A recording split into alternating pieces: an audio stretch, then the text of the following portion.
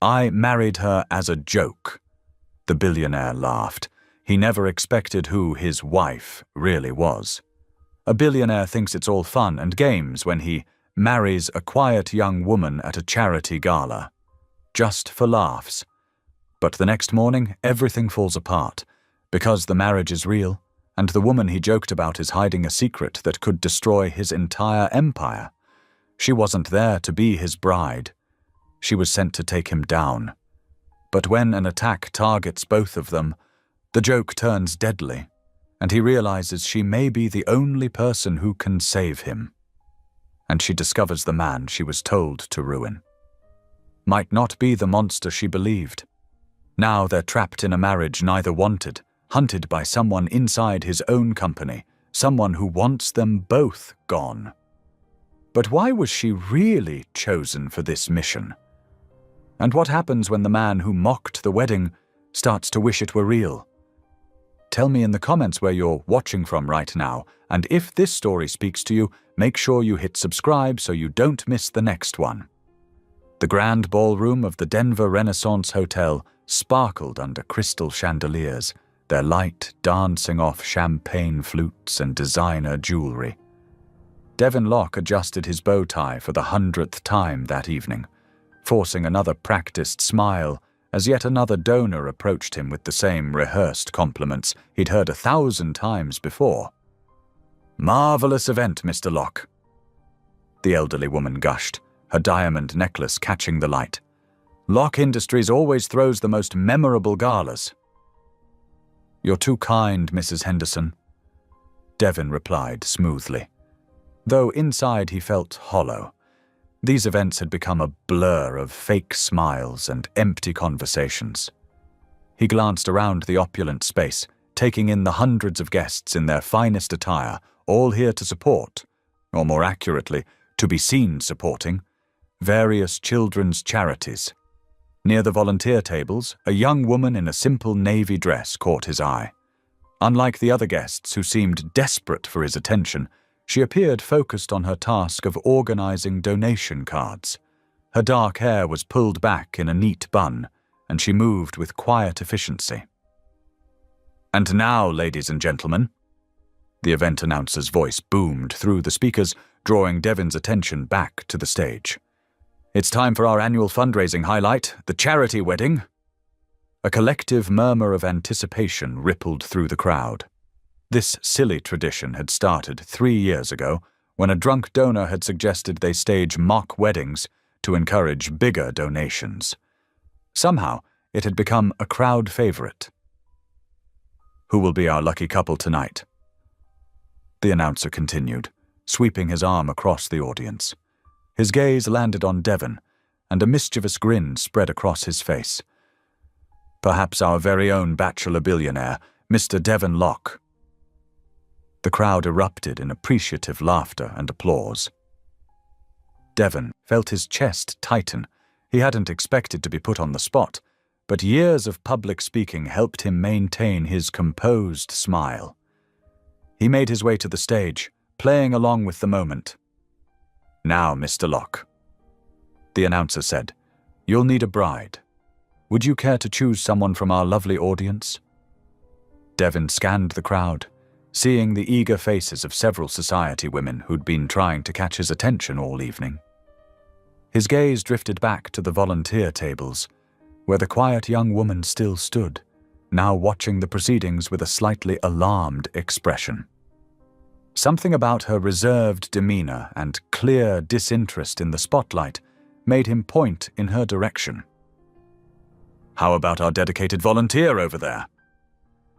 The spotlight swung to illuminate her, and Devin recognized her as Bella Briggs, one of the new interns from the marketing department. Her eyes widened like a deer caught in headlights as people around her gently pushed her towards the stage. "Come on up, dear," the announcer encouraged, extending his hand to help her up the steps. Bella climbed onto the stage, her cheeks flushed pink. She wore no jewelry except for small pearl earrings, and her dress, while elegant, was clearly off the rack rather than designer. Something about her understated appearance made her stand out even more among the glittering crowd. "Your name, miss?" the announcer asked, holding out the microphone. "Bella Briggs." She answered softly, her voice barely audible until he adjusted the microphone. "Ladies and gentlemen, we have our couple." The announcer produced a small box containing a plastic ring with an oversized fake diamond. "Mr. Locke, would you do the honors?" Devin took the ring, noting how Bella's hand trembled slightly as he held it. "I, Devin Locke," he proclaimed with exaggerated formality, "promise to cherish you for the rest of the night." He slipped the cheap ring onto her finger as the crowd laughed and applauded. Camera flashes erupted from all directions, capturing the moment for various society columns and social media posts. Bella maintained a professional smile, but Devin noticed how she subtly angled herself away from the cameras. The mock ceremony concluded quickly, and as they left the stage, Devin felt an unexpected twinge of guilt. He'd put this obviously private person in an uncomfortable position for the sake of entertainment. But before he could apologize, she had already slipped away into the crowd. The rest of the evening passed in a blur of handshakes and small talk. As the gala wound down, Devin stood near the exit, saying goodbye to departing guests. He forced himself to laugh as several people made jokes about his wedding. "Better luck finding a real bride next time, Devin," called out Richard Thompson, one of his board members. "The night's still young." Devin replied with a wink, maintaining his carefree facade while inwardly cringing at the comment. Through the glass doors, he caught a glimpse of Bella leaving the hotel, pulling her coat tight against the cold Denver night. Her expression was unreadable as she disappeared into the darkness, still wearing the plastic ring he'd placed on her finger. The weight of his loneliness felt heavier than usual as he watched her go. Despite being surrounded by hundreds of people, despite the laughter and music and flowing champagne, Devin had never felt more alone. He continued his duties as host, but his thoughts kept drifting back to the quiet intern who seemed as out of place in this glittering world as he sometimes felt himself. The morning sun streamed through the floor-to-ceiling windows of Devin's penthouse office, but he barely noticed its warmth. His head throbbed slightly from one too many glasses of champagne at last night's gala. He loosened his tie and smiled, remembering the mock wedding ceremony. It had been good publicity, exactly what Locke Industries needed right now. The knock on his door was sharp and urgent. "Come in," he called, not looking up from his laptop. Margaret Chen, his head legal counsel, burst in with two junior lawyers trailing behind her. Her usually immaculate appearance was disheveled, and she clutched a manila folder like it might explode. "Mr. Locke," she said, her voice tight. "We have a situation." Devin leaned back in his chair. "Whatever it is, I'm sure we can handle it." "Sir, about last night's ceremony." Margaret's hands shook as she opened the folder. "The charity staff, they made a terrible mistake." "Mistake?" Devin frowned, sitting up straighter. "They used real marriage documentation, legal documentation." Margaret spread several papers across his desk. "And both you and Miss Briggs signed everything." Devin stared at the papers, his mouth going dry. "That's impossible. It was just for show." "The signatures are binding." One of the junior lawyers spoke up. "The officiant was licensed. All the witnesses signed. It's completely legal under Colorado state law." "Fix it." Devin stood up so quickly his chair rolled backward. "Get it annulled. Now." Margaret shook her head. "We've been trying since 5 o'clock this morning. There are complications because of how the charity's non-profit status interacts with the legal documentation. We can't fast-track anything." "What are you saying?" Devin's voice was dangerously quiet. I'm saying that as of last night, you are legally married to Isabella Briggs. Devin stormed out of his office, ignoring the elevator in favor of the stairs. His footsteps echoed through the stairwell as he descended to the marketing department's floor. He needed to find Bella before this got out of hand. The marketing department was already buzzing with activity. Several employees looked up as he entered, surprise evident on their faces. The CEO rarely visited this floor, but there she was, sitting calmly at her desk, typing away as if it were any other morning. Bella wore a simple navy blazer over a white blouse, her dark hair pulled back in a neat bun. Nothing about her appearance suggested she had just discovered she was accidentally married to her boss. "Miss Briggs," he said, his voice clipped. "My office. Now." She looked up, her expression perfectly composed. "Of course, Mr. Locke." She stood, smoothing her skirt, and followed him to a nearby conference room. Devin closed the door behind them and turned to face her. "Have you heard? About the marriage documentation?" Bella's voice was steady. "Yes, HR called me this morning." He waited for her to continue, to yell, to cry, to demand compensation. But she just stood there, hands clasped in front of her, watching him with those quiet, observant eyes. "And?" he prompted. "And I appreciate how maturely you're handling the situation," she said. "I'm sure your legal team will resolve it as quickly as possible." Devin blinked, thrown off balance by her calm demeanor. Where was the panic? The outrage? The threats of lawsuits? That's all you have to say? Is there something specific you'd like me to say, Mr. Locke?" He ran a hand through his hair, frustrated. Most people would be a little more concerned about accidentally marrying a stranger. "Getting emotional won't solve anything," Bella replied. "I trust that between your legal team and HR, this will be handled appropriately." She glanced at her watch. "If there's nothing else, I have a meeting in 5 minutes." "No, that's—" Devin shook his head. "That's all for now. Thank you, Mr. Locke." Bella turned and walked to the door, her heels clicking softly against the floor. Devin watched her leave, a strange unease settling in his stomach. Her composure was too perfect, too practiced. Most interns could barely maintain eye contact with him, let alone handle an accidental marriage with such poise. As she disappeared down the hallway, Devin couldn't shake the feeling that something wasn't quite right. No one was this calm about accidentally marrying their billionaire boss. What game was she playing? He stood in the doorway of the conference room, his mind racing. The quiet intern who'd seemed so bashful on stage last night now seemed like a completely different person. Her serenity felt less like peace and more like a mask, and Devin couldn't help but wonder what lay beneath it. Throughout the day, Devin found himself unable to focus on his regular tasks. His eyes kept drifting to the security feeds displayed on his office tablet, tracking Bella's movements through the building. With each passing hour, little details he'd previously overlooked began to surface. During the morning staff meeting, he noticed how she positioned herself with a clear view of both exits. At lunch, she sat alone, her back to the wall, observing everyone else in the cafeteria while appearing absorbed in her phone.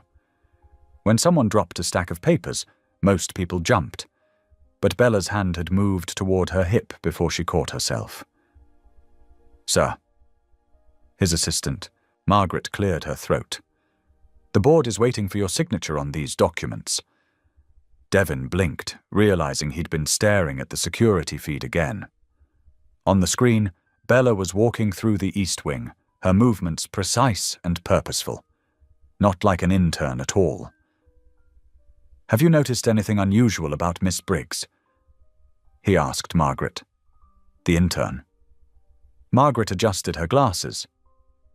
"Well, she's very capable. Almost too capable, really. Most interns need weeks to learn our filing system, but she understood it immediately." Devon nodded slowly. What else? She asks a lot of questions about building security protocols. I assumed it was because she's detail-oriented, but... Margaret trailed off, looking uncomfortable. Thank you, Margaret. That will be all. As the day wore on, Devon's suspicions grew. He watched Bella methodically work her way through different departments, always with a friendly smile and a helpful attitude that got people talking. She took careful notes during meetings, but her eyes regularly scanned the room, taking in details that had nothing to do with marketing strategies. By 6 o'clock, most employees had left for the day. Devon spotted Bella heading toward the third-floor conference room and made his decision. It was time for answers. He found her organizing papers, the setting sun casting long shadows through the floor-to-ceiling windows. She looked up as he entered, unsurprised by his presence. You're not really an intern, are you? Devon shut the door behind him. Bella straightened, setting down her papers. Her posture shifted subtly, still relaxed, but more alert. No, Mr. Locke, I'm not. Then who are you? She studied him for a moment, as if weighing her options.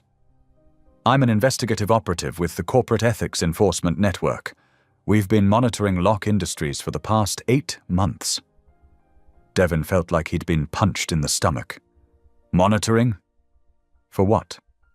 There are significant discrepancies in your company's environmental impact reports. Bella explained, her voice professional and detached. Large sums of money being moved through shell companies. Suspicious accidents at your recycling facilities. That's ridiculous, Devon snapped. We're one of the most transparent companies in the industry. On the surface, yes. Bella moved away from the conference table, maintaining distance between them. My assignment was purely observational. Gather data, document patterns, report findings. But your little stunt last night changed everything. Hot anger rushed through Devon's veins. My stunt?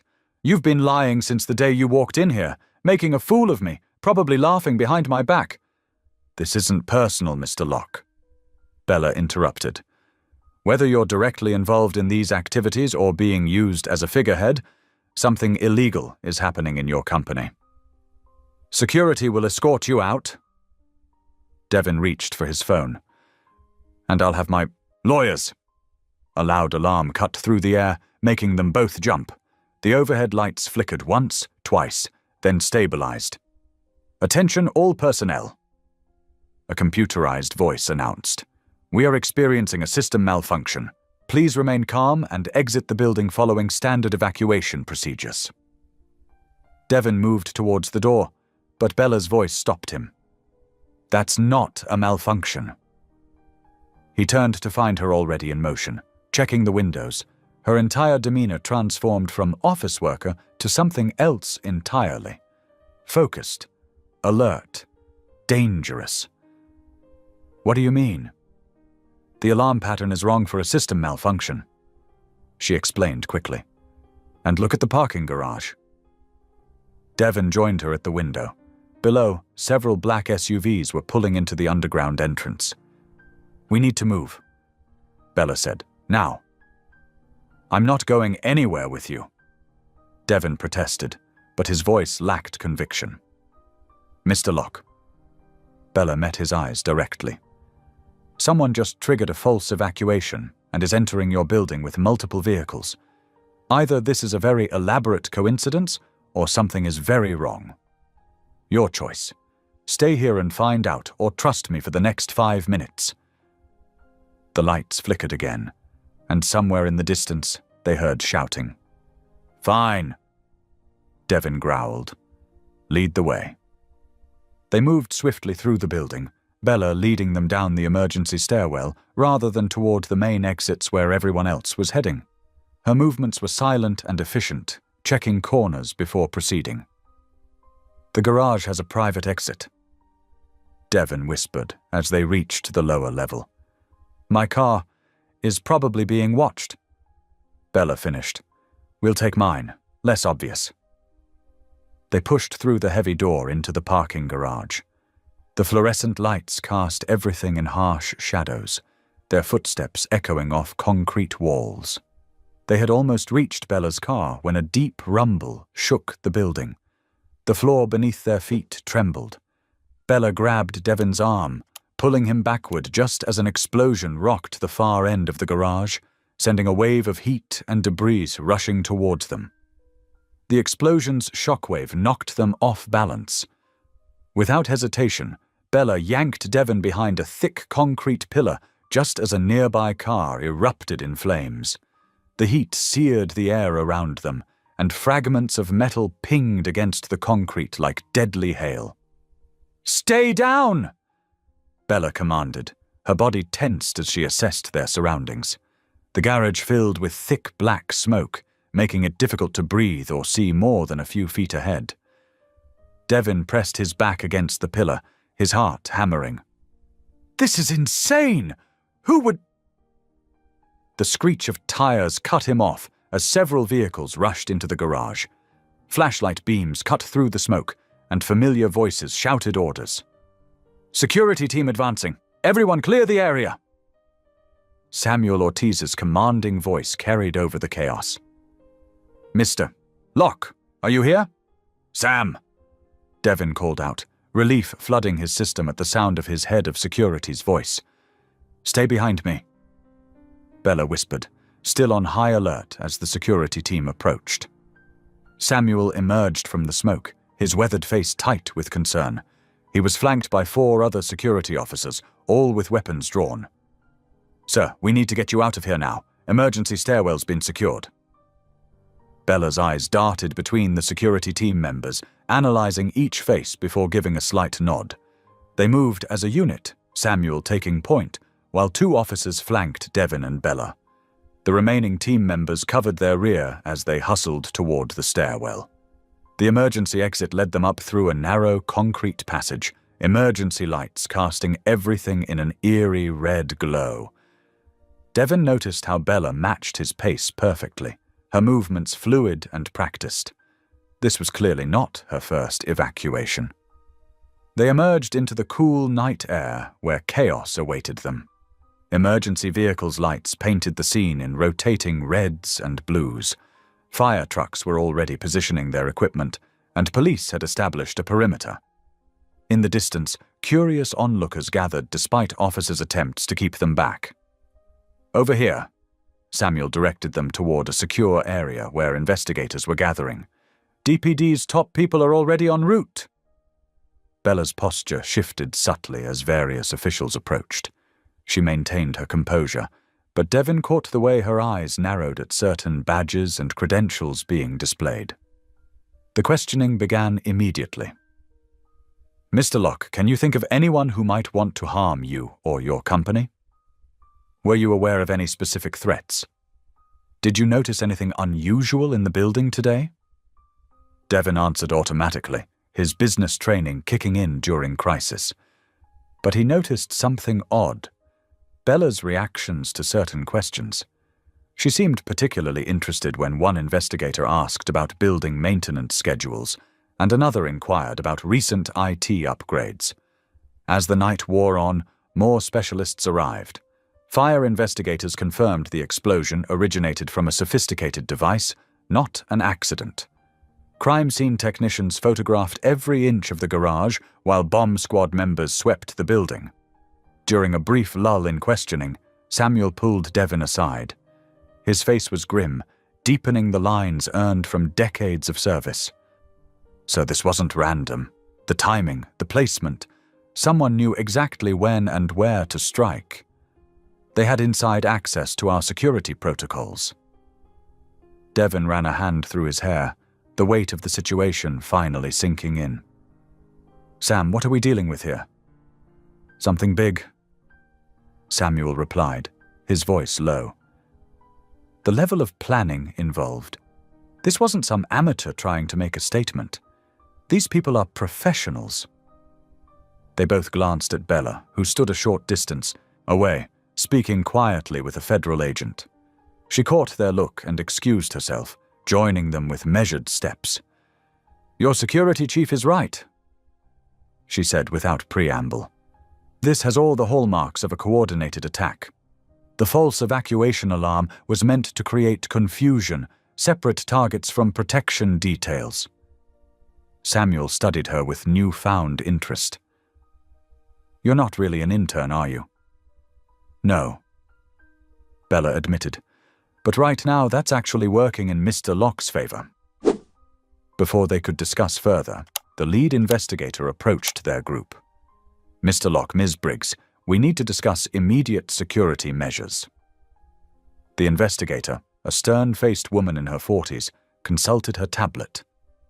"Given the sophistication of this attack and certain intelligence we've received, we're recommending you both remain under shared protection until we can determine the full scope of the threat." "Shared protection?" Devon echoed, his eyebrows rising. "Yes," the investigator continued. "You'll need to stay in close proximity, with round-the-clock security details. We can't risk separating potential targets until we understand the motive." Devon opened his mouth to protest, but no words came out. He looked at Bella, expecting to see the same shock he felt, but her face remained perfectly composed. "That's a sensible precaution," Bella said calmly, as if discussing the weather rather than arrangements that would keep her tethered to a man she'd been investigating. Samuel nodded in agreement.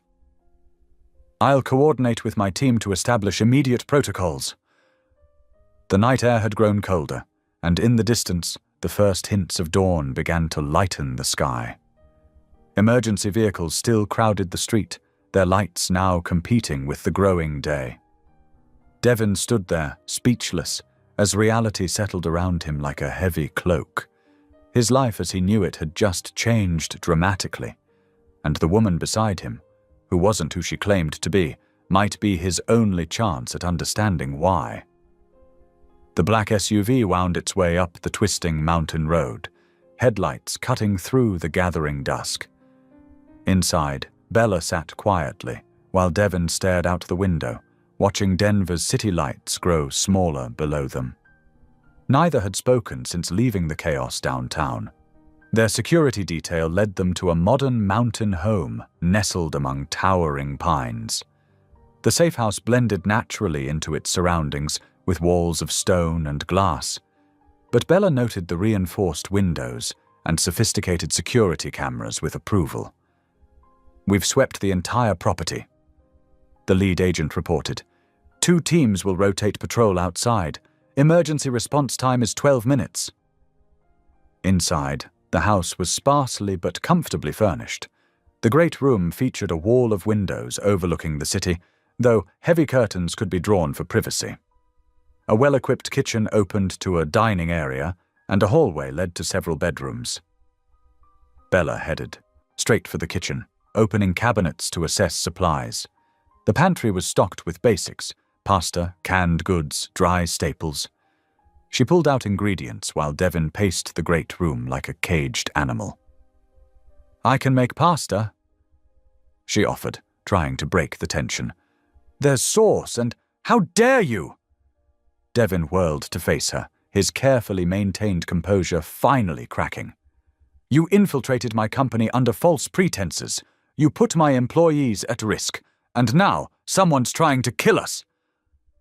Bella set down the pasta box with deliberate calm. "I was sent to investigate because something is very wrong at Locke Industries. People who tried to expose it have vanished." "That's ridiculous," Devon scoffed. "I know every aspect of my company's operations." "Do you?" Bella's voice took on an edge. "What happened to Maria Suarez? She filed workplace safety complaints last year, then disappeared before the investigation. Or James Chen. He reported financial irregularities to your compliance hotline. 3 days later, he resigned and moved overseas with no forwarding address." Devon's face paled slightly. "Those were personal choices. People leave jobs all the time." 7 whistleblowers in 3 years. Bella pressed. "All gone without a trace. That's why my organization placed me there. Something dangerous is happening right under your nose." "I trust my people." Devon slammed his hand on the counter. Every single employee matters to me. I've built this company on integrity and innovation, not fear and corruption. Oh, please. Bella's calm facade cracked. I grew up watching corporations like yours destroy communities like mine. The factory closing that left hundreds jobless. The contaminated groundwater they claimed wasn't their fault. The lawyers and PR teams that buried every complaint in red tape until families gave up fighting. That's not who we are, Devon insisted. I've created thousands of jobs. Our foundation funds education and healthcare initiatives. We're not the enemy you think we are. They glared at each other across the kitchen island, the truth of their fundamentally opposed worldviews laying bare between them. Finally, Bella turned back to the stove. Someone tried to kill us today. Whatever's happening goes beyond our personal opinions. We need to work together to uncover the truth.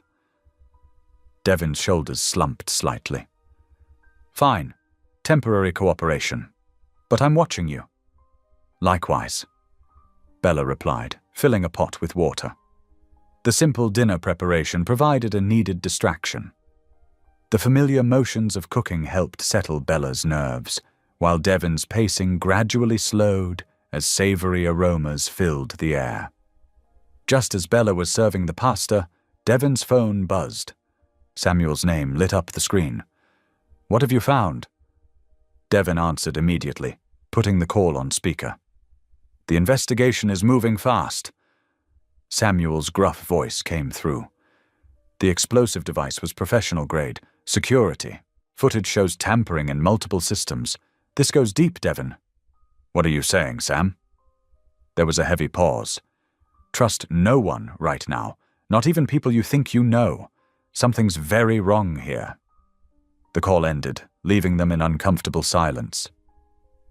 Bella and Devon exchanged wary looks across their barely touched meals. I need some air, Bella said quietly, standing up. She walked down the hallway to her assigned bedroom, closing the door with a soft clicks. Devon remained in the dim hallway, staring at her closed door. The mountain home's silence pressed in around him, heavy with the weight of secrets he was only beginning to understand. His company, his life's work, suddenly felt like shifting sand beneath his feet. And the woman behind that door, enemy or ally, might be his only chance at uncovering the truth. Dawn's first light crept through the safe-house windows as Bella sat cross-legged on the living room couch, her encrypted tablet balanced on her knee. The soft glow illuminated her face as she scrolled through files, her fingers moving swiftly across the screen. She had already showered and dressed, her damp hair pulled back in a neat ponytail. The coffee maker hummed in the kitchen, filling the house with a rich aroma. Bella had found premium beans in the pantry and set them brewing, a small attempt at normalcy in their extraordinary situation. Heavy footsteps on the stairs announced Devon's arrival. He paused in the doorway, taking in the unexpected domesticity of the scene. The fresh coffee, the neat stack of papers on the coffee table, Bella's focused presence. There's coffee if you'd like some, she said without looking up. Mugs are in the cabinet above the maker. Devon walked to the kitchen, his guard slightly lowered by the morning ritual. You're up early. I'm always up early, Bella replied. Old habits. He poured coffee into a ceramic mug, then hesitated before pouring a second one. Walking over, he set it on the table near Bella. She glanced up, surprised by the gesture. Thank you, she said quietly. Their security detail arrived precisely at 7:30 in the morning, 3 black SUVs pulling up to the safe house. Samuel coordinated with the team through his earpiece, organizing their travel formation to Lock Industries. In the back of the middle SUV, Bella and Devon sat reviewing their schedules on tablets. I'll need to stay close to you today, Bella explained, for security reasons. Devon nodded stiffly. Just try to be discreet. My employees don't need more stress right now. The Denver skyline grew larger as they approached downtown. Lock Industries' gleaming tower rose above its neighbors, morning sun reflecting off its windows. Security ushered them through a private entrance and up to the executive floor. Throughout the morning, Bella observed Devin's interactions with growing curiosity. He greeted the cleaning staff by name, asking about their families. In meetings, he listened intently to junior employees' ideas, offering thoughtful feedback rather than dismissal. During lunch, they stopped by the company daycare center, a pet project Devin had implemented years ago. Children ran to hug his legs while he chatted with the caregivers about recent improvements they'd requested. The playground equipment needs updating, one teacher mentioned hesitantly. Send me the proposals. Devin replied immediately. Safety first, always. Bella watched this exchange with growing confusion. This wasn't the callous CEO her briefing had described. This was someone who genuinely cared about his people's well-being. In the afternoon, they reviewed charitable initiatives. Bella noticed that many major donations were made anonymously through shell companies that traced back to Devin personally. Why keep it quiet? She asked as they left one meeting. Devin shrugged. The work matters, not the recognition. Hour by hour, Bella's preconceptions began to crack. She saw his genuine desire to create positive change, even as she struggled to reconcile it with her mission. For his part, Devin found himself studying Bella when she wasn't looking. He noticed how she remembered everyone's names, how she helped a struggling intern with his computer issues, how she treated everyone with equal respect regardless of their position. By evening, exhaustion had settled over them both. The drive back to the safe house was quiet, street lights casting intermittent shadows across their faces. Inside, Bella sank onto the couch, while Devin ordered dinner delivery, their security team carefully vetting both restaurant and driver. They ate simple Chinese food from cartons, the tension between them softened by fatigue. My mother worked in a factory when I was young, Bella said suddenly, her voice quiet. Good job, union benefits. Then a corporation bought it, stripped the assets, laid everyone off. No severance, no warning. She pushed rice around with her chopsticks. The whole town died slowly after that. Mom never really recovered. Devin set down his carton, listening. That's why I do this work, she continued. Too many communities destroyed by corporate greed. Too many lives treated like numbers on a spreadsheet. I'm sorry that happened to your family, Devin said softly. That's not how business has to be. Bella's eyes were growing heavy, the long day catching up with her. She curled deeper into the couch corner, her usual sharp alertness fading.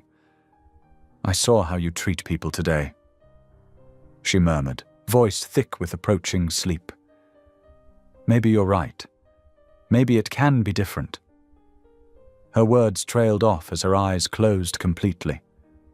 Devin watched her for a moment, noting how much younger she looked in sleep, the defensive walls finally lowered.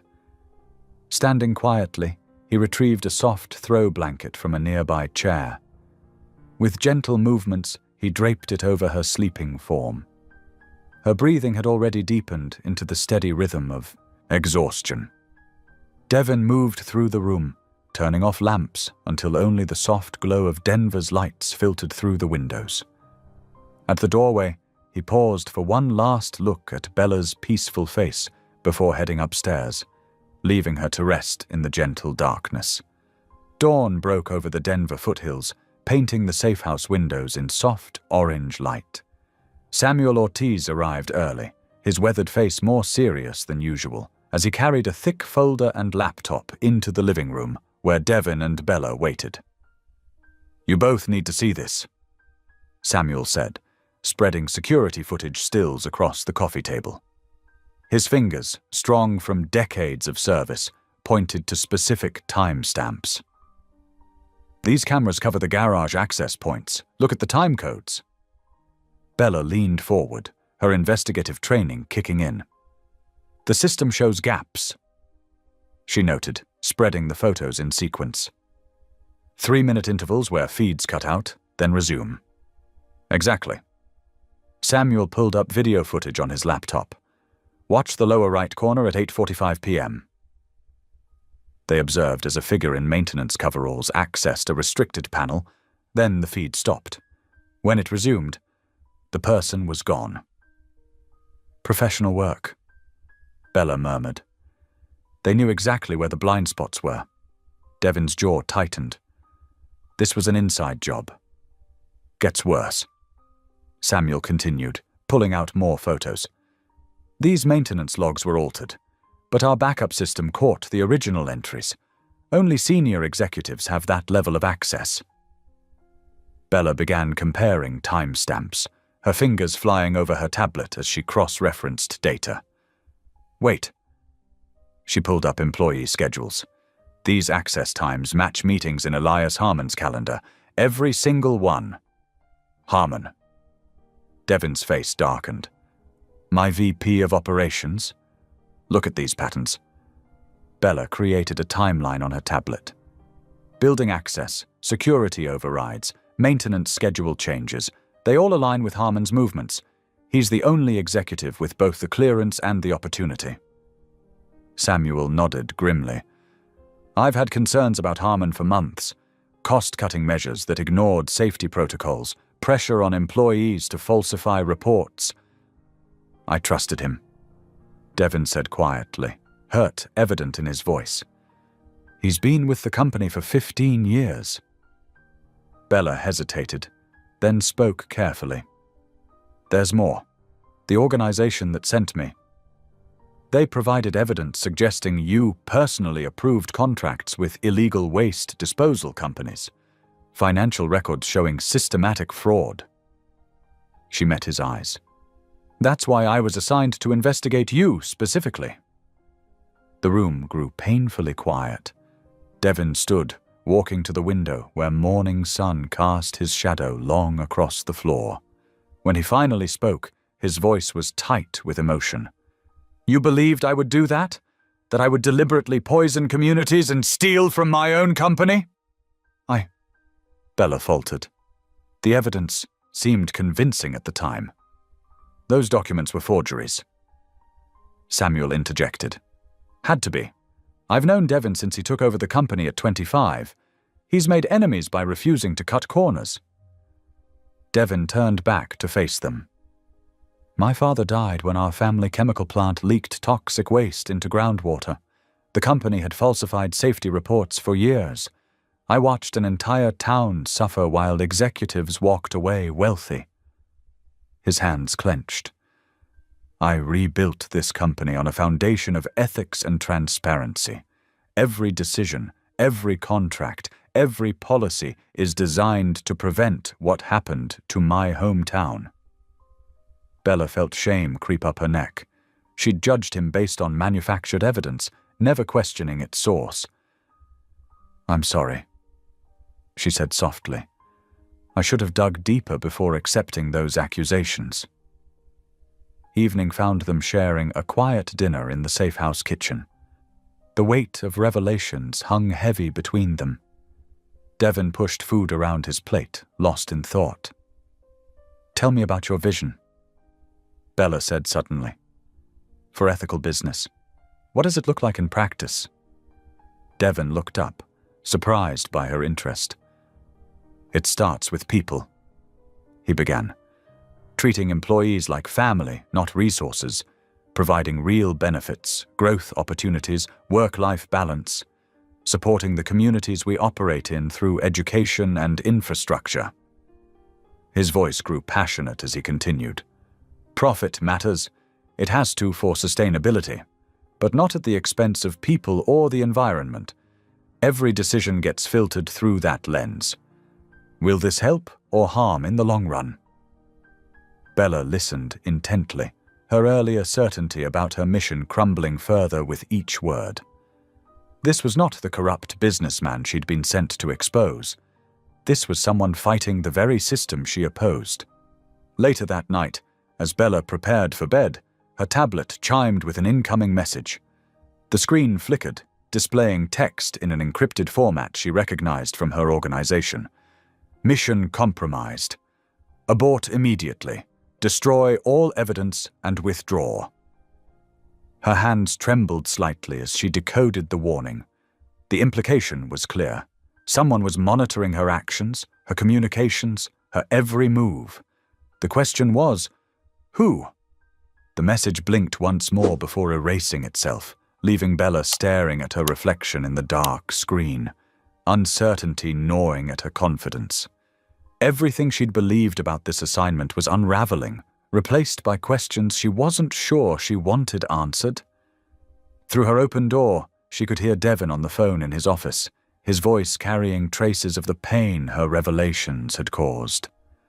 Trust, once broken, was not easily rebuilt. Yet something in her wanted to try, to understand the man beyond the lies she'd been fed. The tablet sat heavy in her hands, its blank screen holding secrets that threatened to change everything she thought she knew about her mission, about Devon, and about the truth she'd dedicated herself to uncovering. The safe house was silent except for the gentle hum of electronics when Bella woke at 4:30 in the morning.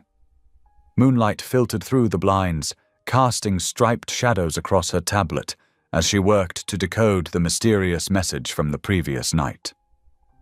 Her fingers moved swiftly across the screen, applying decryption protocols she'd learned during her training.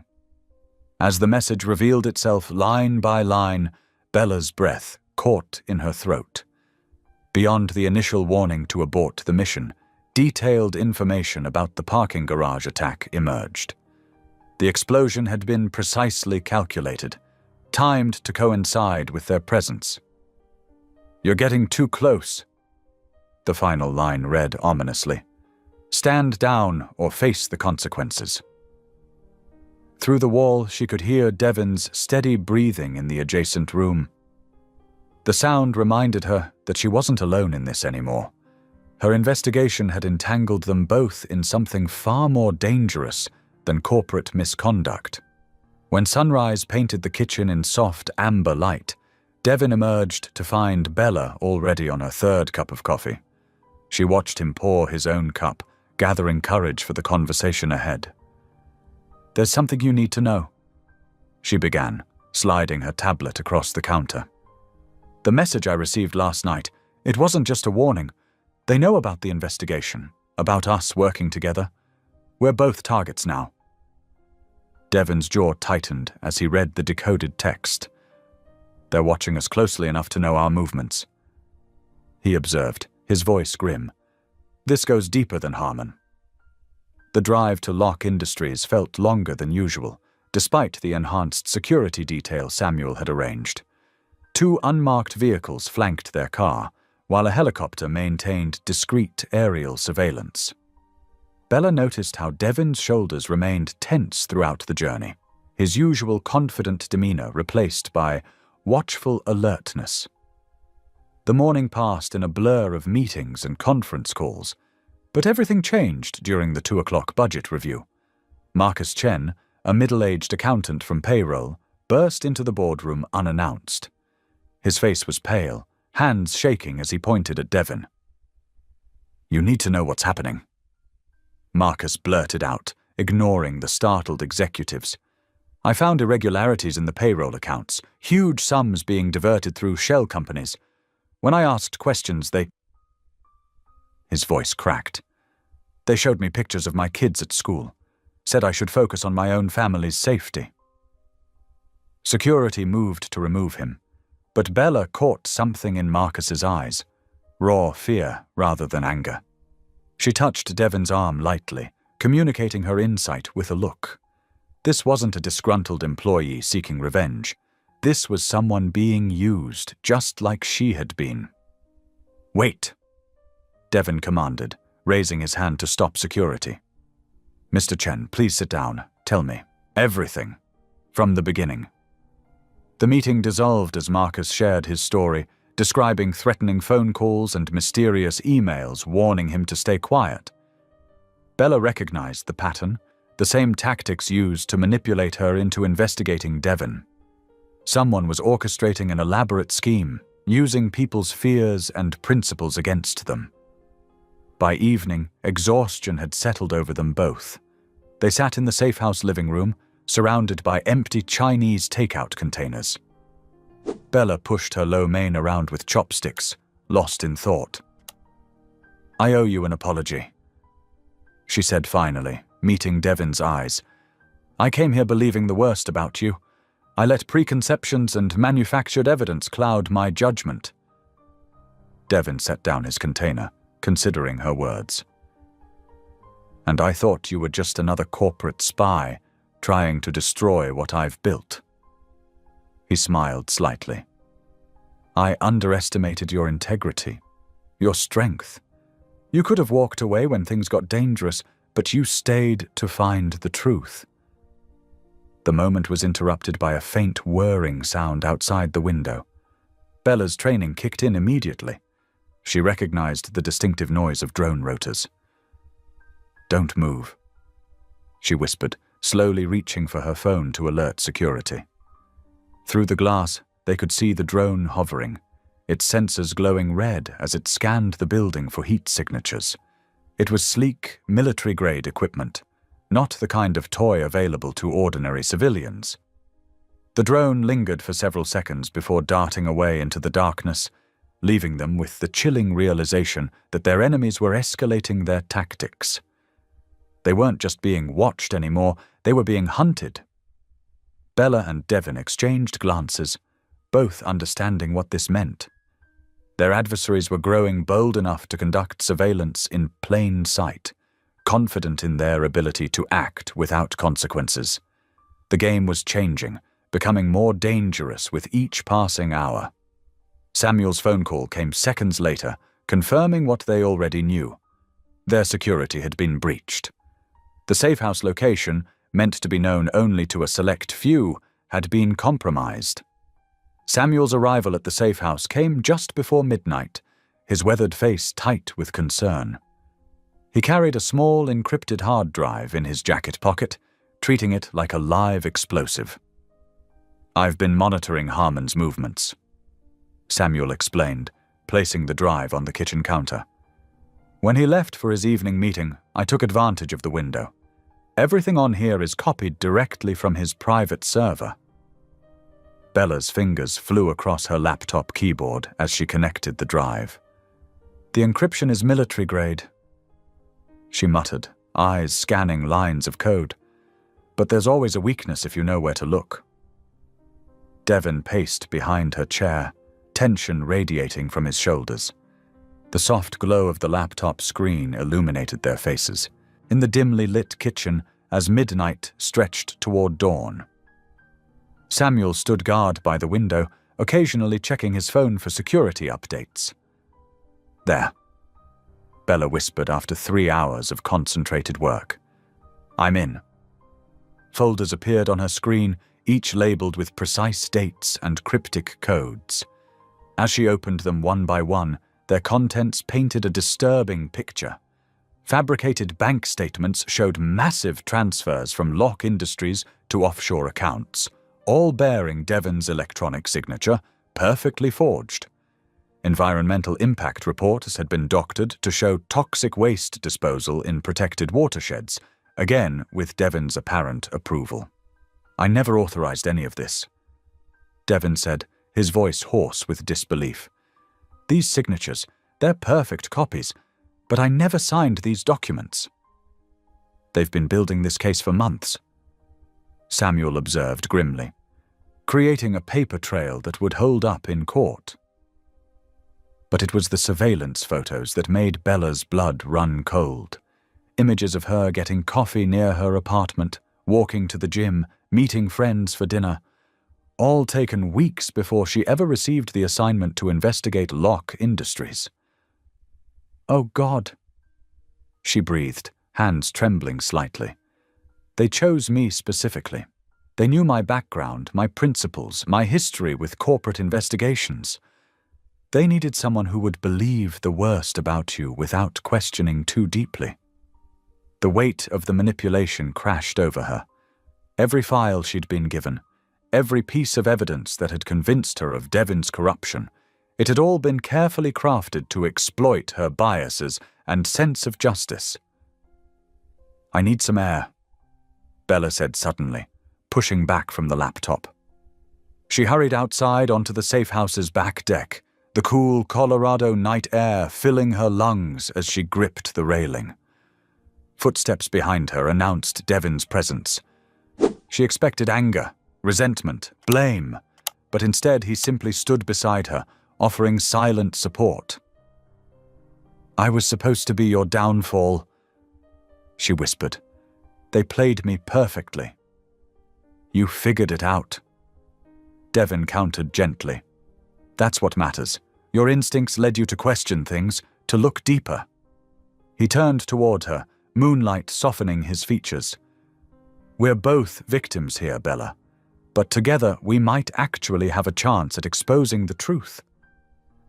The moment stretched between them, filled with unspoken understanding. Bella felt something shift in her chest. Trust, perhaps, or something deeper she wasn't ready to name. The screech of tires shattered the silence. Police vehicles roared up the long driveway, lights flashing against the trees. Officers poured out, weapons drawn, shouting orders into the night. "Devon Locke!" A commanding voice boomed through a megaphone. "Come out with your hands up. You're under arrest for financial fraud and environmental crimes." Samuel burst through the door behind them.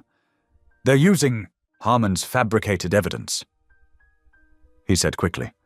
"Someone must have tipped them off that we accessed the files. The proof is right there on my laptop." Bella protested as officers surrounded them. "We can show you everything, the fake documents, the surveillance." But her words fell on deaf ears. Two officers grabbed Devon's arms, roughly spinning him around to cuff his wrists. "It's going to be okay," Devon said calmly, meeting Bella's desperate gaze as they led him away. "Find the truth. That's all that matters now." "You're arresting an innocent man!" Bella shouted, trying to follow. Samuel held her back as she struggled. "We have proof. Everything you think you know is fake." But the officers continued their methodical process, reading Devon his rights as they guided him toward a waiting police car. The red and blue lights painted his face in harsh colors as he ducked into the back seat. "The evidence is all there." Bella's voice cracked with frustration and fear. "Please, just look at what we found." The car door slammed shut. Through the window, Devon gave her one last reassuring nod before the vehicle pulled away, taking him into the night, while Bella watched helplessly from the deck, the truth sitting undiscovered on her laptop just feet away. The fluorescent lights buzzed overhead in the small interrogation room, casting harsh shadows across Devon's face. The metal chair felt cold and unyielding beneath him as he sat alone, his expensive suit wrinkled from the rough handling during his arrest. His thoughts kept returning to Bella's face, the fear, the desperation in her eyes as she shouted about the evidence they'd uncovered. A clock on the wall ticked away the minutes. 10:15, 10:30, 11 o'clock. No one had questioned him yet. Standard pressure tactic, he knew. Make him sweat. Make him nervous. But his mind remained focused on the safehouse deck, on that moment of connection before everything fell apart. Back at the safehouse, Bella paced the living room while Samuel secured the perimeter. Her laptop still sat open on the coffee table, damning evidence glowing on the screen. Her phone buzzed, a video call from her organization's director. "Agent Briggs," the stern-faced woman began without preamble. "Your emotional compromise has been noted. You are hereby suspended from this investigation, effective immediately." Bella's spine stiffened. "With respect, Director, you don't understand the situation. Devon Locke is innocent. We have proof that—" "You were sent to investigate corruption, not defend the target." The director cut in sharply. "Your personal feelings have clouded your judgment. Stand down, that's an order." No. The word came out quiet but firm. I took this job to expose truth and protect justice. That's exactly what I'm doing now. Agent Briggs. Bella ended the call, her hands trembling slightly but her resolve stronger than ever. She looked up to find Samuel watching her with approval in his weathered face. "They're wrong about him," she said. "About everything." Samuel nodded. "Then let's prove it. Show me what we've got." They spread their evidence across the dining room table. Financial records, security footage, encrypted messages. Samuel brought coffee as the night deepened, and they meticulously built their case. Each piece they examined revealed more of Elias's careful orchestration. "Look at this," Bella said around 3 in the morning, pointing to a series of timestamps. "Every threatening message I received came within minutes of meetings Elias had with unknown parties. And here," she pulled up another document, "large cash withdrawals from unmarked accounts, all coinciding with those same meetings." Samuel leaned closer, studying the pattern. "He's paying off conspirators. But for what? Maybe this can tell us." Bella opened a calendar entry she'd found buried in the encrypted files. "Elias has a meeting scheduled for 7 tonight at a warehouse near the industrial district. No details listed, just coordinates." "That's not company property," Samuel confirmed. "Perfect place for an off-books meeting." Dawn began to creep over the mountains, painting the sky in soft pinks and golds. Bella stood and walked to the window, her mother's silver cross necklace cool against her skin. She'd worn it every day since her mother's passing, a reminder of faith, of fighting for what's right, no matter the cost. Her fingers wrapped around the small cross as she whispered a prayer, for guidance, for strength, for Devin's safety. The metal warmed beneath her touch as memories of her mother's voice filled her mind. "Trust your heart, baby girl. It knows true north." She turned back to Samuel, determination hardening her features. "We need to be at that warehouse tonight. Whatever Elias is planning, this might be our only chance to stop it." Samuel's expression was grim but approving. "I'll make some calls, get us backup we can trust. You should rest while you can." But Bella shook her head, already moving back to the laptop. "No time. We need to be ready. Everything has to be perfect." She paused, touching the cross again. "Devin's counting on us, whether he knows it or not." The morning air felt crisp and clean as Bella stepped onto the deck, watching the sun rise fully over the mountains. Someone had tried to use her as a weapon against an innocent man. Instead, she would be his salvation. She took a deep breath, squaring her shoulders. "Hang on, Devin," she whispered to the brightening sky. "We're coming." In her pocket, her phone buzzed with another call from her organization. She declined it without looking. Her path was clear now. Justice, truth, and a man who deserved far better than the fate Elias had planned for him. Whatever came next, she would face it without hesitation. Behind her, Samuel worked the phones, calling in favors from trusted colleagues. Maps and blueprints covered the table, waiting to be studied. Evidence sat carefully organized and backed up, ready to be deployed at the perfect moment. They had 12 hours until Elias's meeting. 12 hours to get everything right. Bella touched the cross one final time, then turned back to their work. Time to finish this mission, not as her organization had intended, but as justice demanded. The afternoon sun cast long shadows across Denver as Bella and Samuel made their final preparations. They had spent hours reviewing blueprints of the warehouse district, marking entry points and potential escape routes. Now, with sunset approaching, Bella double-checked her equipment one last time. A small camera, recording devices, and her phone set to emergency mode. Remember, Samuel said, his voice gruff with concern. "Your safety comes first. If anything feels wrong, you get out immediately." Bella nodded, adjusting her dark jacket. "I know, but we won't get another chance at this. Whatever Elias is planning, it happens tonight." They drove in tense silence through the industrial outskirts of the city. The warehouse district loomed ahead, a maze of abandoned buildings and empty loading docks. Samuel parked their unmarked vehicle in shadow, positioning it for a quick exit. "I'll monitor from here," he said, setting up surveillance equipment. "Channel 3 on the earpiece. If you need extraction. 1 click for attention, 2 for emergency." Bella finished. "I remember." The warehouse stood 3 stories tall, its windows mostly broken or boarded over. Bella moved silently through the gathering dusk, her training taking over as she identified security cameras and guard positions. 2 men patrolled the perimeter, but their patterns were sloppy, overconfident. She waited until the guards passed, then slipped through a rusted side door. The interior was dim, filled with old machinery and stacked crates.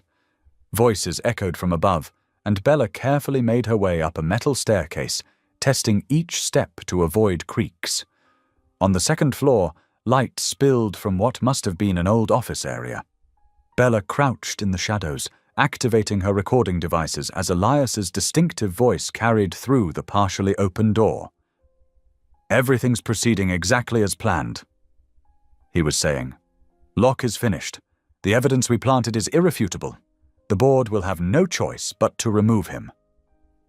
"And what about the investigator?" A voice Bella didn't recognize asked. She could be a problem. Elias laughed, the sound cold and dismissive. "Bella Briggs? She's already been branded an emotional liability by her own organization. No one will believe anything she says now. In fact, her presence has only helped us. What better way to destroy Locke than to have him taken down by his own fake wife?" Bella's jaw tightened as she inched closer, positioning her phone's camera through a gap in the doorway. The office space was well lit, with papers and laptops spread across a long table. 5 men stood around it, Elias at the head, pointing to documents. "These contracts show years of environmental violations and financial fraud, all apparently authorized by Devon himself." Elias continued. "By the time our lawyers are done, he'll be lucky to avoid prison. And naturally, as his trusted VP, I'll be the obvious choice to take control." "The signatures look perfect," another man commented, examining a paper. "They should. We paid enough for them. Along with the backdated permits, altered inspection reports." Elias gestured to the documents proudly. A complete paper trail, all pointing to Devon's corruption. Bella's camera clicked silently as she captured image after image. Her heart pounded, but her hands remained steady. Years of training had prepared her for moments like this. A floorboard creaked behind her. Bella spun just as a guard spotted her, his eyes widening in recognition. "Hey!" The alarm blared instantly, its shrill sound filling the warehouse. Bella bolted as shouts erupted from the office. A gunshot cracked, splintering wood near her head as she dove behind a stack of crates. "Find her!" Elias roared. "Don't let her leave with anything!" More shots rang out as Bella sprinted for the stairs, staying low. Her earpiece crackled. "Coming in hot," she whispered to Samuel between breaths. "Start the engine." She took the stairs 3 at a time, nearly falling as another bullet whizzed past. The guard's heavy footsteps thundered behind her. Bella burst through the side door into the darkness, running full tilt toward Samuel's position. More shouts. Another shot. Bella zigzagged between buildings, clutching her phone and recording devices. The evidence was too precious to lose now. She could see Samuel's car ahead, engine running, lights off. "Almost there!" She gasped into her earpiece. "Ready for—" A bullet struck the ground by her feet, sending up sparks. Bella threw herself into a roll, came up running, and practically dove into the waiting vehicle. "Go!" she yelled, and Samuel floored it.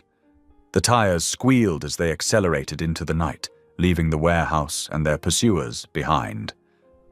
Bella slumped in her seat, breathing hard, checking that all her devices were intact. The evidence was safe. Her hands trembled slightly as adrenaline coursed through her system, but a fierce satisfaction burned in her chest. "Did you get what we needed?" Samuel asked, taking a sharp turn onto a main road. "Everything," Bella replied, still catching her breath. "We've got him, Samuel. We've got proof of all of it." Samuel's eyes stayed focused on their escape route as he navigated through back streets, ensuring they weren't followed. Bella clutched her phone, thinking of Devon sitting alone in his cell. Soon, she thought, soon this would all be over. Behind them, sirens began to wail in the distance as police responded to reports of gunfire. But Bella and Samuel were already gone, racing through the Denver night with the truth, finally, firmly in their grasp. Samuel's vehicle sped through the quiet streets of Denver, the evidence of Elias's crimes secured safely in Bella's trembling hands. She scrolled through the photos and recordings on her phone, each piece adding to the overwhelming proof of Devon's innocence. "Call Agent Martinez," Bella instructed Samuel, her voice tight with urgency. "She's our best shot at getting immediate action. The Federal Trade Commission has been watching Locke Industries for months."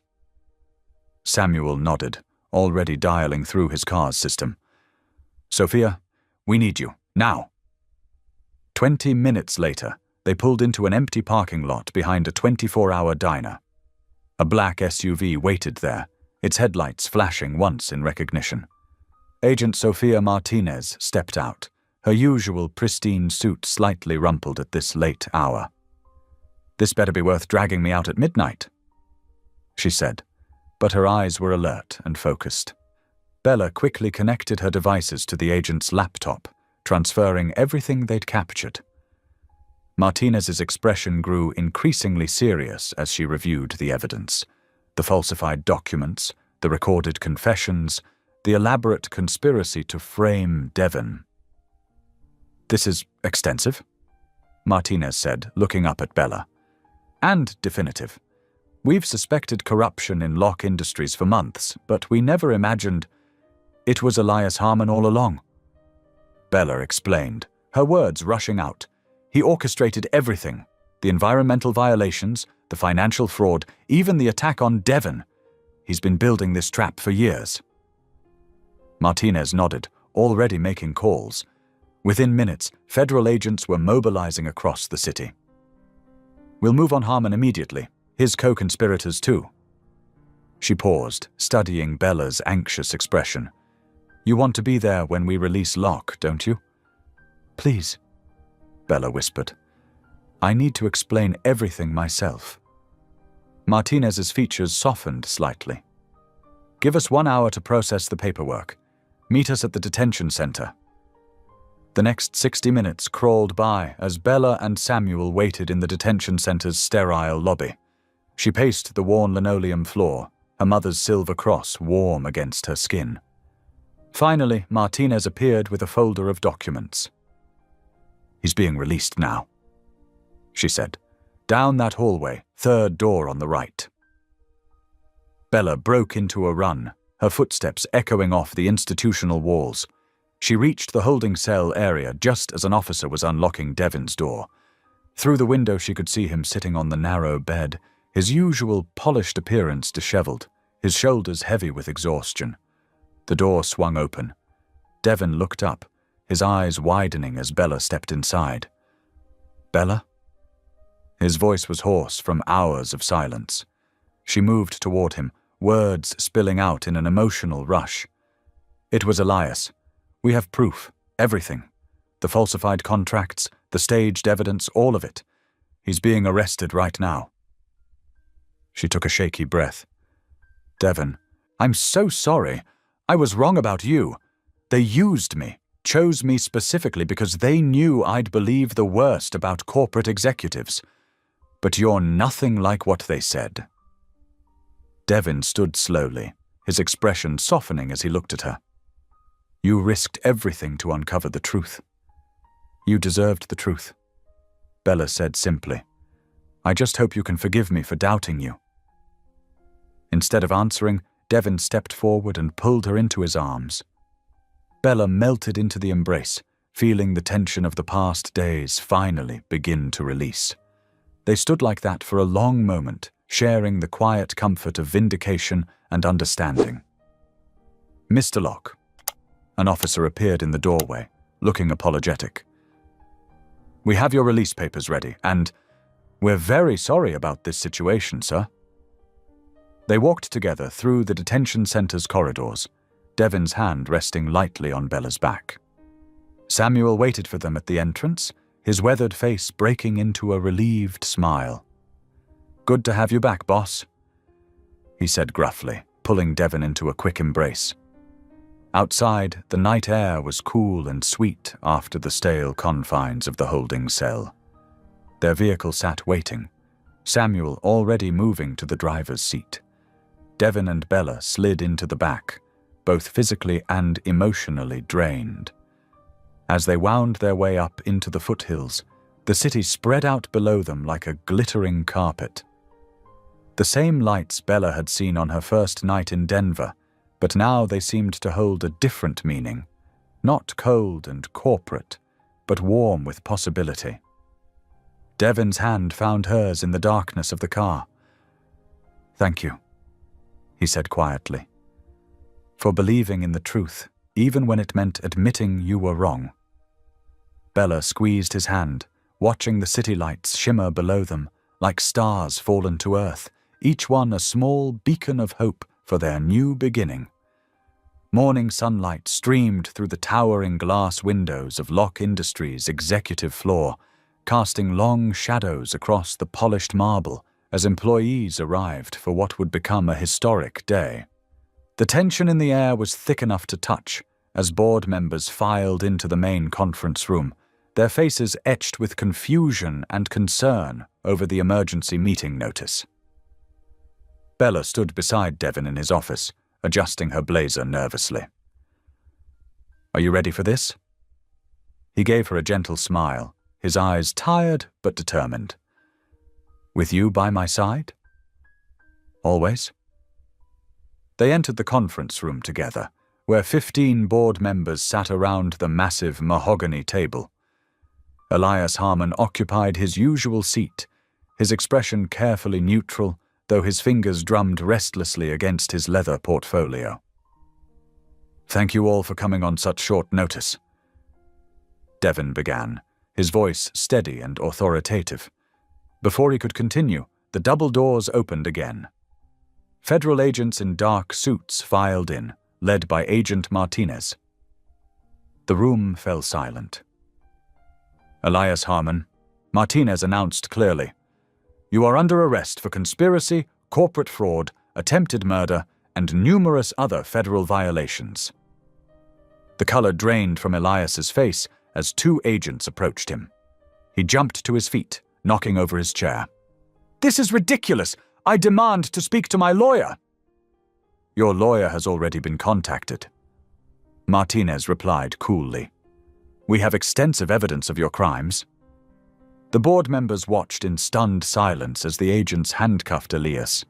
Several gasped when he lunged suddenly toward Devin, snarling, "You think you've won? You're nothing but a soft-hearted fool who doesn't deserve this company." "Actually," Bella spoke up, her voice ringing clear and strong, "Devin is exactly what this company needs." She stepped forward, meeting the shocked stares of the board members. "My name is Bella Briggs. I was placed in this company as an investigative operative, tasked with uncovering corporate corruption. But I was manipulated from the start." She moved to the front of the room as the agents escorted a struggling Elias out. Opening her laptop, she began displaying evidence on the large screen. Mr. Harmon orchestrated an elaborate scheme to frame Devin Locke and seize control of the company. He falsified environmental violations, created fraudulent financial records, and even attempted to have both Devon and me killed in that garage explosion. The board members leaned forward, their expressions shifting from confusion to horror as document after document appeared on screen. Surveillance photos, doctored contracts, threatening messages, and finally, the warehouse recording of Elias bragging about his plan. Margaret Chen, one of the oldest board members, removed her glasses with trembling hands. Dear God, we nearly let this happen right under our noses. Devon Locke is innocent of all accusations. Bella continued firmly. In fact, during my investigation, I discovered his anonymous charitable works, his ethical business practices, and his genuine care for employees at every level. I was chosen for this assignment because my background made me predisposed to distrust corporate leadership. Elias knew I would believe the worst about Devon without looking deeper. William Parker, the board chairman, stood slowly. Ms. Briggs, your courage in bringing this truth to light is commendable. And Devon. He turned to face him. We owe you a profound apology. Your father would be proud of how you've upheld his legacy of integrity. One by one, the board members expressed their regret and support.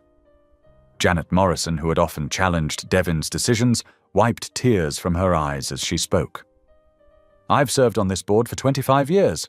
The thought that we almost let a monster like Harmon destroy everything we've built. Devon, please accept my deepest apology. The chairman called for an immediate vote to formally reinstate Devon as CEO. The support was unanimous, accompanied by sustained applause. As federal agents continued gathering statements and evidence, Devon touched Bella's elbow gently. Walk with me? They slipped out of the bustling conference room and took the elevator down to the ground floor. Outside, the late morning sun warmed the corporate plaza where a central fountain created a peaceful backdrop to the day's dramatic events. They walked in comfortable silence until Devon stopped beside the fountain, its spray creating tiny rainbows in the air. He turned to face Bella, taking both her hands in his. You risked everything, he said softly. Your career, your reputation, your own beliefs. You chose truth over comfort, integrity over safety. Bella squeezed his hands, feeling the strength and gentleness in them. The truth was worth everything it cost. You were worth it. Thank you, Devon whispered, his voice thick with emotion. Thank you for seeing past the lies, for fighting for justice even when it meant admitting you were wrong. Not many people have that kind of courage. The fountain's gentle music surrounded them as they stood there, hands clasped, sharing a moment of pure relief and gratitude. Justice had been served, truth had prevailed, and in the process, something beautiful and unexpected had bloomed between them. Something built on trust, respect, and the courage to believe in each other. The elevator doors opened to the 40th floor of Locke Tower, where Devon's penthouse occupied the entire level. Bella stepped out, carrying 2 grocery bags filled with fresh ingredients. The setting sun painted the spacious living area in warm, golden hues through the floor-to-ceiling windows. It feels different being here now, Bella said softly, taking in the stunning view of Denver's skyline. Peaceful. Devon nodded, setting down his briefcase. The security team swept every inch. We're safe here. He watched as she moved confidently towards the kitchen. You really don't have to cook. We could order in. I want to, Bella replied, unpacking vegetables and herbs. After everything that's happened, we deserve a real meal and real conversation. The kitchen was a chef's dream, with gleaming stainless steel appliances and marble countertops, but it had clearly seen little use. Bella rolled up her sleeves and began washing fresh tomatoes and basil. Can I help? Devon asked, hovering uncertainly. Bella smiled. You can chop these onions while I start the sauce. She handed him a sharp knife and cutting board. They worked together companionably, the kitchen filling with aromatic scents as Bella crafted her grandmother's special pasta sauce recipe. Devon proved to be a willing, if inexperienced, sous chef, following her instructions carefully. "Where did you learn to cook like this?" he asked, watching her stir the simmering sauce. "My mum taught me. We didn't have much growing up, but she made sure every meal felt special." Bella sprinkled in some dried oregano. Food was how we showed love in our family. As the pasta boiled and bread warmed in the oven, they settled into an easy rhythm. Bella noticed how Devon seemed to relax, his usual corporate persona softening in the informal setting. When everything was ready, they carried their plates to the elegant dining room. Candles flickered in crystal holders, casting intimate shadows across the table. "This is incredible," Devon said after his first bite. "I can't remember the last time I had a home-cooked meal here." "Do you usually eat alone?" Bella asked gently. Devon set down his fork, considering. "Most nights. Sometimes I work so late I forget to eat at all." He took a sip of water, his expression distant. "The funny thing is, I grew up in a huge house full of people, staff, business associates, my father's endless parade of colleagues, but it was probably the loneliest place in the world." Bella listened intently as he continued. "My mother died when I was 7. After that, my father threw himself into work. I had everything money could buy, but—" He shrugged. Success was expected. Weakness wasn't tolerated. By the time I took over the company, I'd mastered the role of the confident, capable CEO. But inside, "You were still that lonely little boy," Bella finished softly. "Yes." Devon met her eyes. "All the success, all the wealth, it never filled that emptiness." Bella reached across the table and squeezed his hand. "I used to think men like you, powerful, wealthy, couldn't possibly understand what it's like for families like mine. When my community was destroyed by corporate greed, it just confirmed everything I believed." "What changed?" Devon asked. "You did?" Bella smiled. "Watching you with your employees, discovering your anonymous charitable works, seeing how deeply you care about doing what's right, you shattered every preconception I had." They finished their meal talking about lighter things, childhood dreams, favorite books, silly stories that made them laugh. As they cleared the dishes together, Bella felt a warmth that had nothing to do with the kitchen's lingering heat. "Would you like to sit outside?" Devon gestured toward the balcony. "The stars should be coming out soon." The evening air was cool and fresh as they settled onto the comfortable outdoor sofa. The city stretched out below them, a tapestry of twinkling lights and gentle movement. Above, the first stars were beginning to pierce the darkening sky. Bella drew her knees up, wrapping her arms around them. "It's so beautiful up here." "Bella," Devon said quietly, "there's something I need to tell you." He turned to face her, his expression serious. "These past few weeks, despite all the danger and uncertainty, have shown me what I've been missing in my life. Real connection. Trust. The courage to be vulnerable." He took a deep breath. "The lawyers say we can file for annulment now that everything's settled, but I don't want our marriage to end." Bella's heart skipped. She could feel tears gathering in her eyes as she whispered, "I don't want it to end either." Devon reached for her hand, their fingers intertwining naturally, perfectly. Around them, the city hummed with life, its gentle glow a backdrop to this moment of quiet truth. They sat together in comfortable silence, watching the stars multiply above, while their joined hands spoke volumes about new beginnings and hearts finally finding home. The early morning sun painted Denver's skyline in hues of gold and rose as reporters gathered outside Locke Industries headquarters. The press conference, hastily arranged in the wake of recent events, had drawn media from across the country.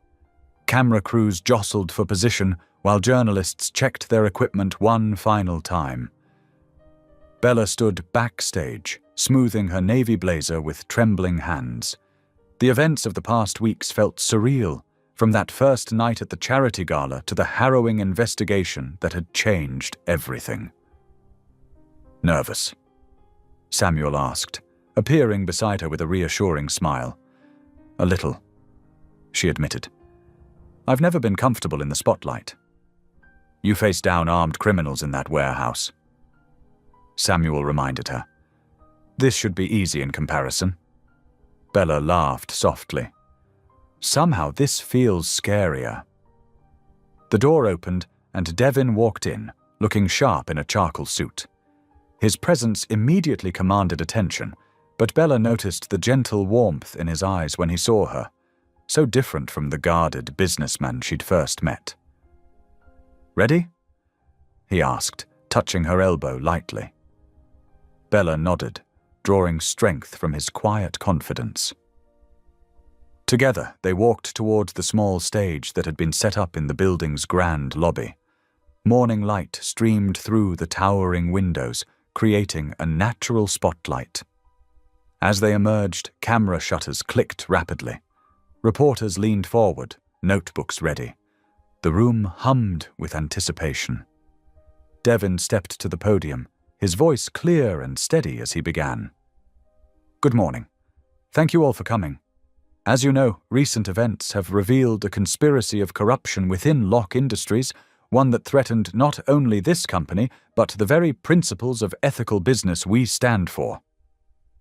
He paused, scanning the crowd. "But today, I'm not here to discuss the scandal. Instead, I want to talk about truth, courage, and redemption, embodied in one remarkable person." Devin turned toward Bella, his expression softening. "Many of you first saw Bella Briggs at our charity gala weeks ago, when fate and some very confused paperwork brought us together in what seemed like a joke.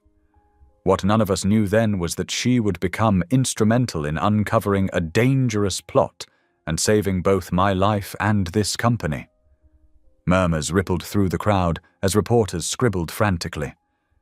Bella felt her cheeks warm under the attention, but she held her head high. Bella came to Locke Industries believing she would find corruption and greed. Devin continued. Instead, she found truth and had the courage to stand for it, even when it meant questioning everything she'd been told to believe. Her integrity, her bravery, and her unwavering commitment to justice have humbled and inspired me. He stepped away from the podium, moving closer to where Bella stood. But something else happened during those dangerous days. As we worked together, fought together, and learned to trust each other, I discovered something I'd been missing my entire life: real connection, genuine understanding, and the kind of love that makes you want to be better than you are. A collective gasp rose from the audience as Devin reached into his pocket. Bella's heart thundered as he withdrew a familiar object, the simple silver ring from that first night at the gala. "The first time I put this ring on your finger, it was a joke," Devin said softly, though his microphone carried the words clearly through the hushed room. Then, to everyone's amazement, he lowered himself to one knee. Camera flashes exploded around them as Devin held up the ring. "This time, it's the truest thing I've ever done." His voice carried emotion that no one had ever heard from the normally composed CEO. "Bella Briggs, will you marry me? Not because of mixed-up paperwork or legal complications, but because we choose each other, trust each other, and want to build a life together?" Tears spilled down Bella's cheeks as she nodded, her voice thick with emotion. "Yes," she managed. "Yes." The room erupted in applause as Devin slipped the ring onto her finger, this time with reverence instead of playful showmanship. He stood and drew her into his arms, holding her close as cameras continued to flash around them. Through the soaring windows, the morning sun rose higher, bathing them in golden light. Bella could feel Devon's heart beating steady and strong against her own. In that moment, all the fear, doubt, and loneliness of their pasts fell away, replaced by the promise of a future neither had dared to imagine. They remained embraced as the applause continued, their silhouettes framed by the rising sun. A new day, a new beginning, and a love story that had transformed from an accidental marriage into something real and profound. Samuel watched from the side, smiling proudly at the couple who had overcome so much to find their way to this moment. Reporters called out questions, but for now, Devon and Bella remained in their own world, holding each other as the morning light grew stronger, illuminating the path ahead. The late afternoon sun cast a warm glow through the floor-to-ceiling windows of Devon and Bella's penthouse as she adjusted a bouquet of fresh flowers on the dining table. 6 weeks had passed since their public declaration of love, and life had settled into a rhythm that felt both new and wonderfully familiar. "Need any help with that?" Devon asked, coming up behind her and wrapping his arms around her waist. Bella leaned back against him, smiling.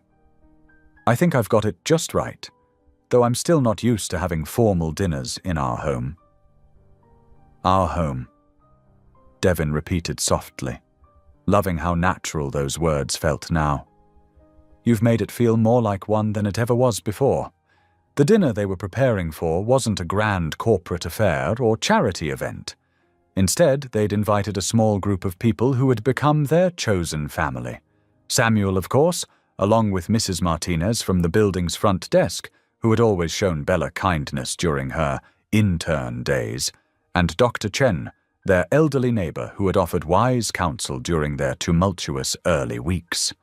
As Bella moved to check on the roasting chicken, a recipe from her mother she'd perfected over years, she thought about how different her life looked now from what she'd imagined when she first walked into Locke Industries. Instead of exposing corporate corruption, she now led the company's new Community Protection and Ethics division, working to ensure other families wouldn't face the hardships her own community had endured. The doorbell chimed, and Devon welcomed Samuel, who arrived early as always, carrying a bottle of wine and wearing a warm smile. "Something smells amazing," Samuel said, giving Bella a fatherly hug. "You two have really made this place into a home." "All Bella's doing," Devon admitted with a grin. "I just try not to get in the way."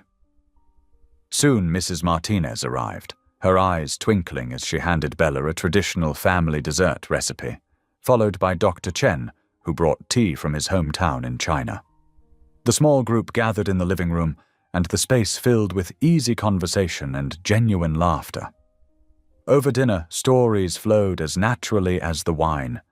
Mrs. Martinez shared tales of watching Bella try to maintain her intern cover, while Dr. Chen spoke of seeing the gradual transformation in Devon from a guarded neighbor to a man visibly softened by love. "I remember the day everything changed," Samuel said, his voice carrying the weight of memory. "When that explosion hit, I thought I'd failed you both. Instead, it became the catalyst for something remarkable." As they finished their meal, Samuel stood, raising his glass. The room quieted, everyone turning to the man who had watched over Devon and Bella through their darkest days. "To second chances," he began, his voice rich with emotion. "To two people who proved that trust can overcome suspicion, that love can heal old wounds, and that sometimes life's biggest mistakes turn out to be its greatest blessings." "To second chances," everyone echoed, glasses clinking in the warm light. Later, after their guests had gone home with leftovers and hugs, Devon suggested a drive. Bella knew exactly where they were headed before they even turned onto the familiar mountain road. The safe house stood quiet against the backdrop of twinkling city lights below. They settled onto the porch where they'd spent so many tense nights during those first weeks, now transformed into a place of peace. Devon took Bella's hand, his thumb brushing over her wedding ring, the same simple silver band from the gala, now carrying the weight of their real love story.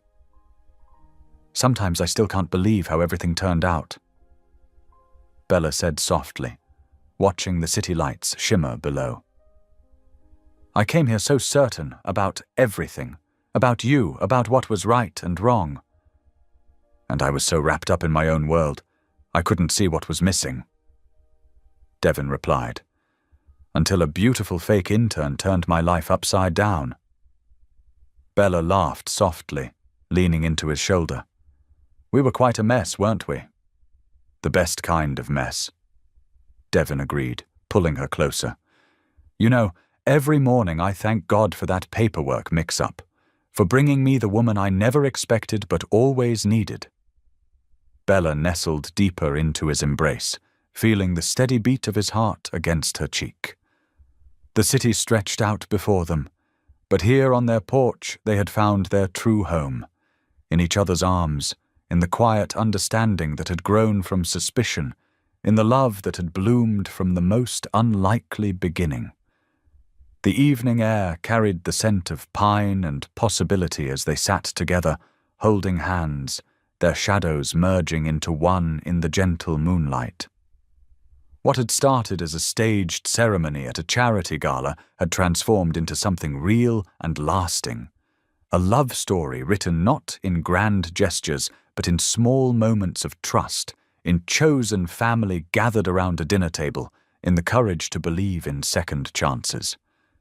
Bella closed her eyes, listening to Devon's heartbeat and the soft whisper of the wind through the trees. In this moment, on this porch where everything had changed, she felt the full circle of their journey, from strangers bound by a mistake to partners united by choice and love. Sunlight streamed through the kitchen windows as Bella stood at the counter, papers spread before her, while the rich aroma of coffee filled the air. She tucked a strand of hair behind her ear, reviewing her presentation notes one final time. "Your third read-through hasn't changed the words," Devon teased gently, sliding a steaming mug toward her. He'd learned exactly how she liked her coffee, 2 sugars and a splash of cream, just as she'd learned he preferred his black, with just a hint of cinnamon.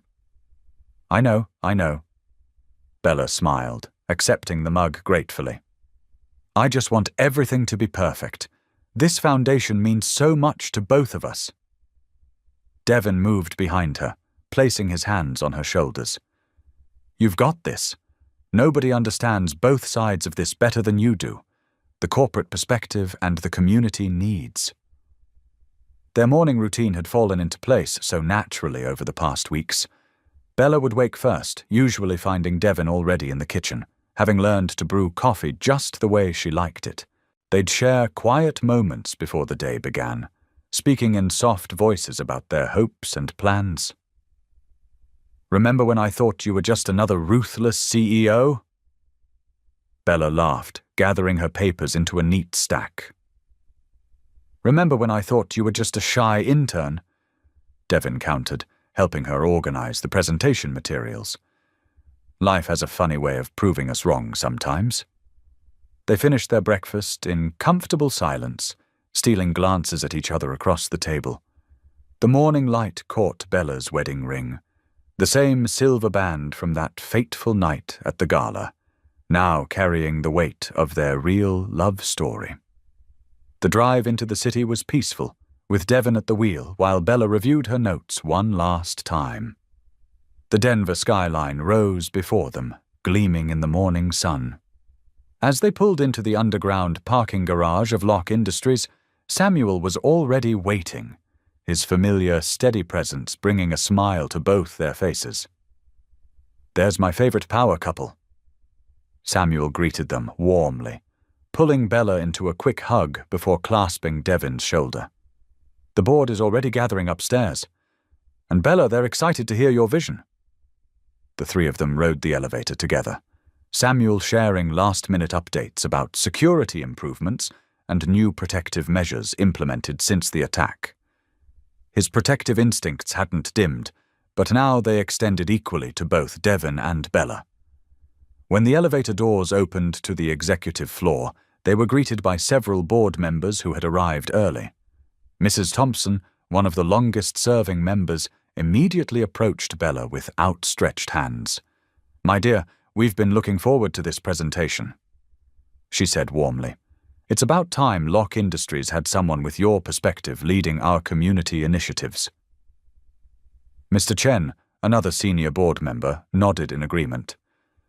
"The company needs this fresh direction. And who better to guide it than someone who understands both sides so well?" Bella felt Devon's reassuring presence beside her as they made their way to the boardroom. The space had been transformed since the day Elias was arrested, now feeling more welcoming with natural light streaming through the floor-to-ceiling windows. As the remaining board members filed in, Bella stood at the front of the room, her nerves settling into focused determination. Devon took his seat at the head of the table, giving her an encouraging nod. "Good morning," Bella began, her voice clear and confident. "Today, I'm presenting the framework for the Locke Foundation's new initiative, Building Bridges for Tomorrow." For the next hour, Bella outlined their comprehensive plan. She spoke passionately about educational grants for underprivileged communities, environmental accountability measures, and safe reporting channels for employees at all levels. She shared stories from her own community's experiences, connecting them to practical solutions that would benefit both the company and its neighbors. "This isn't just about corporate responsibility," she explained, her eyes meeting each board member's gaze. "It's about creating lasting partnerships with the communities we serve. It's about proving that profit and purpose can coexist." When she finished, Devon rose from his chair, moving to stand beside her.